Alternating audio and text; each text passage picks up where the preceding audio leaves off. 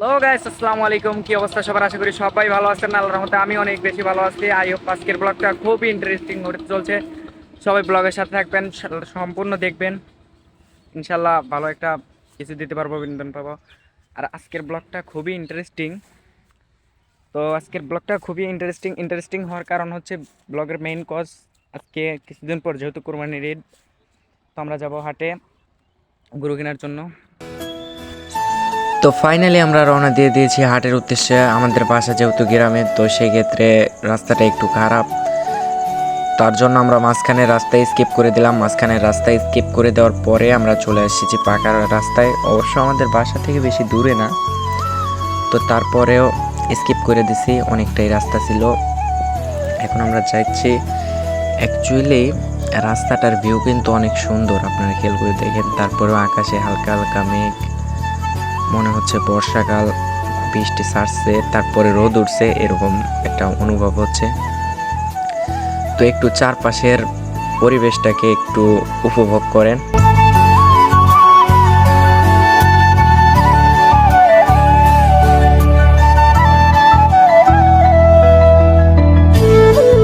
আমাদের প্রত্যেকের উচিত, যারা শহরে থাকে তাদের একবার হলেও এই রাস্তায় আসা, কারণ এই রাস্তার ভিউটা অনেক সুন্দর, অনেক বেশি সুন্দর ছিল। তো আমাদের গাড়ির টান ছিল প্রায় 70-80 মতো, যে কারণে রাস্তা ভালো করে হচ্ছে, অনেক জোরে যাচ্ছে গাড়ি, যে কারণে একটু ঝাপসা লাগতেছে দুই মোড়। তারপরেও কিন্তু অনেক সুন্দর লাগতেছে। পাশে বাড়ি আছে, বাসার জন্য আরও একটু ভালো লাগে। রাস্তার মাঝে মাঝে পালা রাখছে, অনেকেই পালা দিয়ে রাখছে। আর রাস্তাটা এত সুন্দর লাগার মেইন কারণ হচ্ছে মূলত আরও যে রাস্তাটা নতুন ঝকঝক করতেছে, মনে হচ্ছে রাজশাহী সিটি আর কি। মানে রাজশাহী শহরের উপর যেরকম পরিষ্কার হয় ওরকম পরিষ্কার। তো আমার তো এখন পড়াশোনা নাই, তো অনেকে স্কুল থেকে যাচ্ছে দেখতেছি। এই যে পোলাপান সব সাইকেল নিয়ে, কেউ হাঁটে ছাতা নিয়ে। আর ভাই রোদ্রের যে তাপ, এর মাঝে ছাতা মানে সবারই ব্যবহার করা উচিত। একটা করে ছাতা সকলের ব্যবহার করা উচিত। যে রোদ, এতে আমাদের সবারই এখন মানে সুস্থকর খাবার খাওয়া উচিত, সুন্দর পরিবেশে থাকা উচিত। যেহেতু রোদ, বাংলাদেশের তাপমাত্রা অনেকটাই বাইরে গেছে। এর মেইন কারণ মূলত হচ্ছে যে বাংলাদেশ থেকে আগে দেখবেন, যাদের বয়স মনে করেন 25 থেকে 30 আছে, তারা খেয়াল করে দেখবেন যে আগে কীরকম ছিল, এখন কীরকম। আগে ছিল অনেক সুন্দর, অনেক সবুজ শ্যামল গাছ, এরকম এই রাস্তার দুই পাশে আপনারা দেখতে পাচ্ছেন।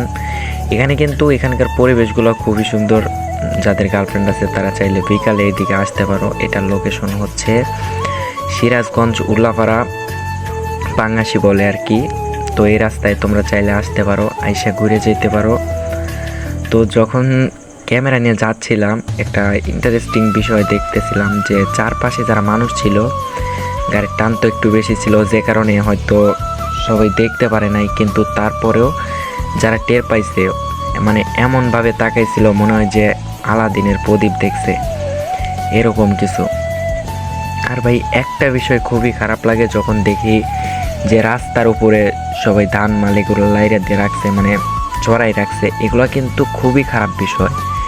এগুলোর কারণে বাইক, মূলত অন্য কিছু হোক বা না হোক, বাইক কিন্তু বেশি অ্যাক্সিডেন্ট হয়। আর রাস্তার যে অবস্থা, খেতালারা ধীরে ধীরে চাপাইতে চাপাইতে মানে রাস্তা পাকা করে দিছে, নিচটা সুরঙ্গ কইরা ফালতেছে। তো আমরা অনেক দূরে চলে আসছি, আর খুব বেশি একটা দূরে না। তো আমরা প্রায় পাইয়ে গেছি বলা চলে আর কি। তো দেখতে থাকেন, আবার পরিবেশটাকে একটু উপভোগ করেন।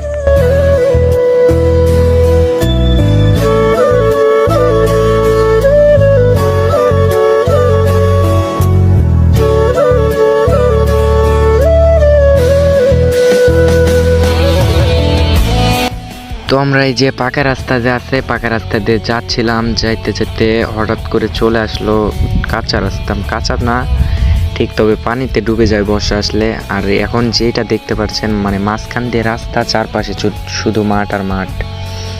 তো এটা হচ্ছে আমাদের সিরাজগঞ্জের কয়টা চলনবিল বলে এটা। তো চলনবিল, এখানকার রাস্তাটাও কিন্তু অনেক সুন্দর। যাদের গার্লফ্রেন্ড আছে তারা ভাই ঘুরতে আসতে পারে, আমাদের জন্য না, কারণ আমরা সিঙ্গেল মানুষ, আমাদের জন্য এইসব মানে নির্জন রাস্তা না আর কি। তো যাদের গার্লফ্রেন্ড আছে ভাই তোমরা চাইলে আসতে পারো, যাদের বয়ফ্রেন্ড আছে আপুরা চাইলে আসতে পারো।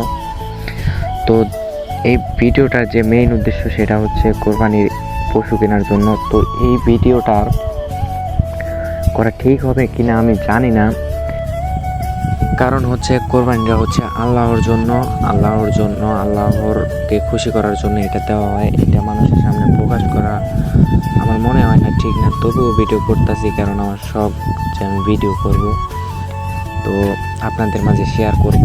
তো এইসব কথা ভাবতে ভাবতে আমি বিলটাকে উপভোগ করতেছিলাম। আসলে অনেক সুন্দর একটা জায়গা, ঘোরার মতো একটা জায়গা। যদি কখনো কলেজ ফ্রি থাকে, সময় পাই, তাইলে ইনশাল্লাহ আমি ঘুরতে আসবো, তবে ফ্রেন্ডদের সাথে। তো ফাইনালি অপেক্ষার পর শেষ করে আমরা পৌঁছে গেছি হাটে। তো কাকা যাচ্ছে সামনে, আমি পিছিয়ে পিছিয়ে ক্যামেরা নিয়ে যাচ্ছিলাম। তো হাঁটা চলাকালীন ভিডিও করা, যার জন্য ক্যামেরাটা একটু নড়ছিল। আর আমি ডিএসএলআর জন্য কোনো এক্সট্রা স্ট্যান্ডও নিচ্ছিলাম না, যে কারণে আরও বেশি নড়তেছিল। তবে আমি যতটুকু পারছি চেষ্টা করছি। কাকা জিজ্ঞাসছিল তাদেরকে যে ছাগলগুলোর দাম কত নিছে, তারা বলল যে জোড়া 27,000। মানে আমার শোনার পরে অবস্থা খারাপ, যে এই ছোট ছোট ছাগল এইগুলা নাকি 27,000 টাকা জোড়া। তো যখন আমি গরুর কাছে আইছিলাম, আসে একটু দাঁড়াইছি, পরে গরুওয়ালা চাচা বলতেছে যে ওই সাইডে যে চাচা ছিল, যে বাবা ভিডিও করতেছো, ভিডিও কইরা ছাইরা দাও, আমাদের গরু আমাদের সবাই চিনুক, সবাই দেখুক। মানে ঢোকার সময় মুরব্বি নাই জোয়ান নাই সবাই এক ফ্লক করে তাকাইতেছিল, মনে হয় যে তারা আতঙ্কের মধ্যে কিংবা কোনো একটা সিচুয়েশনে পড়ে গেছে আর কি। তো হাটে এসে অনেক সময় প্রায় 1 ঘন্টার মতো কেটে গেল, কিন্তু আমাদের কোনো গরুই পছন্দ হলো না। আর অন্যদিকে আমার আব্বু সে পর্যন্ত হাটে আসেনি, সে একটু গেছে উল্লাপাড়াতে, মানে ওই জায়গায় কি কাজ ছিল তার কাজ করে হাটে দেখতে আসবে। তো সেজন্য আমি কাকু বরাবর গেছিলাম। যাওয়ার পরে দেখলাম অনেক সময় দেখে তারপর চয়েস হলো না, কিন্তু অবশেষে একটা গরু চয়েস হয়। তো ওইটার দাম দিয়ে যে এই গরুটা এইটা কিনে নেওয়া হয়। তো এরপরে আমরা আরও একটা গরু কিনবো, যার জন্য ওইটা কেনার জন্য আব্বুর জন্য ওয়েট করতেছিলাম। তো আব্বু চলে আসার পরে আমরা আর একটা গরু কিনবো। তো এই গরুটা সম্পূর্ণ বিল পেমেন্ট করে দেয়। তো দেওয়ার পরে আমি ছিলাম গরুর কাছে, তো কাকু আর বড় বউ অন্যদিকে চলে গিয়েছিল। তো তাদের খুঁজতে খুঁজতে মানে আমি একটু ভয়ের মধ্যেই পড়ে গেছিলাম আর কি, যে কোথায় মানে নতুন একটা হাট। তো এই কথা ভাবতে ভাবতে পিছনে দেখে আব্বু চলে আসছে। তো তারপরে আমি আর আব্বু মিলে কাকু আর বড় আপুকে খুঁজতেছিলাম। তো খুঁজতে খুঁজতে আব্বু ফোন দেয়, তাদেরকে ফোন দেওয়ার পরে তাদেরকে পেয়ে যাওয়ার পরে আমরা গরু দেখতেছি। আমার একটা কথা আমি বলতে ভুলে গেছি। তো আমি যখন সোজা দাঁড়াই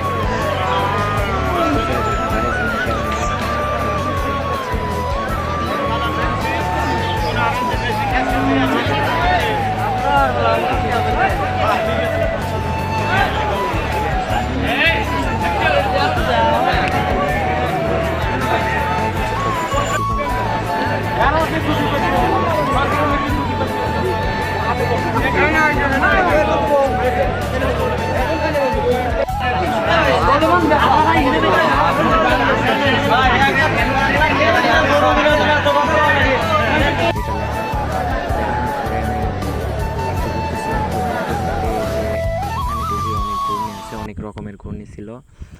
তো সেগুলো দেখার পরে আমরা গরুটা এসে গাড়িতে উঠাই দেওয়ার পরে আমরা রওনা হয়ে যাই বাড়ির পথে। তো বাড়িতে চলে আসছি। তো সবাই ভালো থাকেন, আল্লাহ হাফেজ।